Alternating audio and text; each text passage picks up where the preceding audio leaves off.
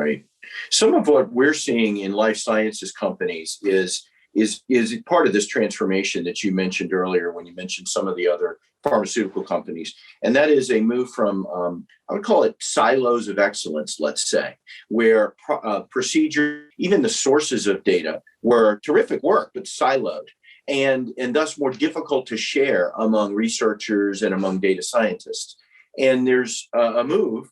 And we're helping some organizations with it, get to a, how would I put it, making the data fabric that they're using and how the data ops works more consistent, I guess I'd say, and easier to use so that there can be better capture of the IP, the intellectual property behind all of the research, but also sharing of best practices, of data sources that can be used again. What is your view on that?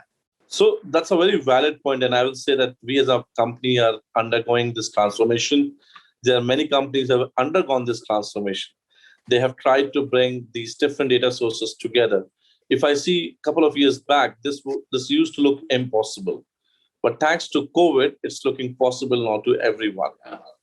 We have seen a very good movement towards this in the last 1 year, where companies from zero towards this have gone almost to 60 to 70% of that.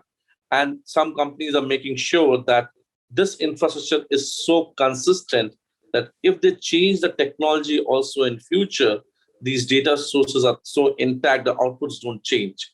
So if you see the present landscape, as you correctly said, we were working in silos. And what these silos create? Redundancy. They create a kind of gaps in the process, in data collection, in harmonization.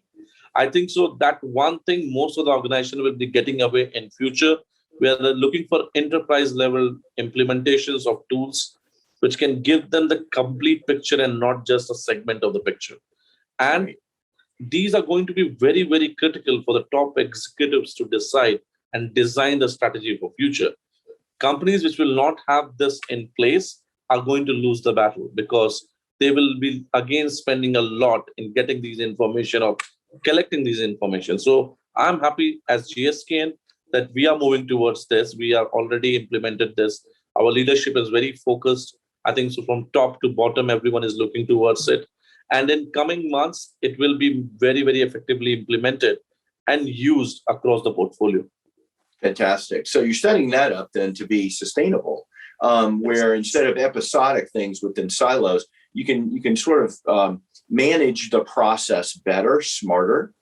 Someone once told me that the task of the biggest job for a data strategist is to help the organization make smarter decisions faster. And it sounds like that's consistent with your goals at GSK.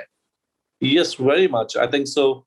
That's one of the key expectations, that helping my group, especially at a R&D level, at development level, to make sure that decisions are data driven, but they are faster.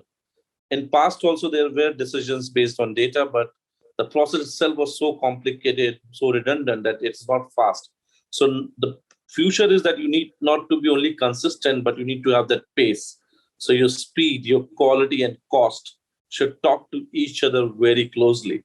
You cannot have a very heavy head spending millions of dollars to derive something, versus you cannot have a slow pace and you cannot compromise on the quality. So your cost, quality, and speed is the perfect combination for a data strategist to look into it and make the future plan and help each and everyone in the function how things will move for future.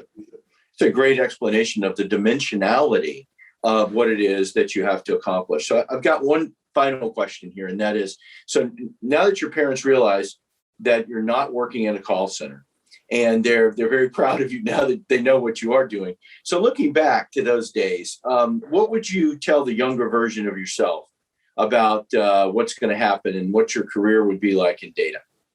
So one thing I definitely promote, and I'm going to a lot of academia to talk to kids around India in different cities and different states, that data is also a great field to work in, because if you still see people like to work on the IT side, they will like to be more of a developer. They will like to do more on the coding side. But the moment you say you want to be on the business side, a lot of people still have a lot of apprehension. But my only say to them is that data side is giving you great career ahead.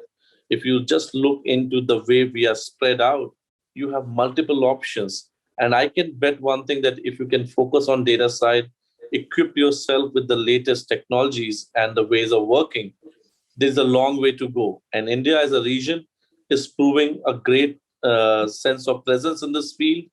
Globally, we are very much integrated. So I'm very positive that in future, we don't have to hunt for people for these roles. We will get ample amount of youngsters coming and making this career from initial days. And that's what we are looking towards, and that's what we want to accomplish. Wonderful. Well, it is a bright future. Mayank Anand from GSK, thank you for joining me today. Please visit cdomagazine.tech for additional interviews in this series. Thank you again, Mayank. Thank you, Dave. Take care.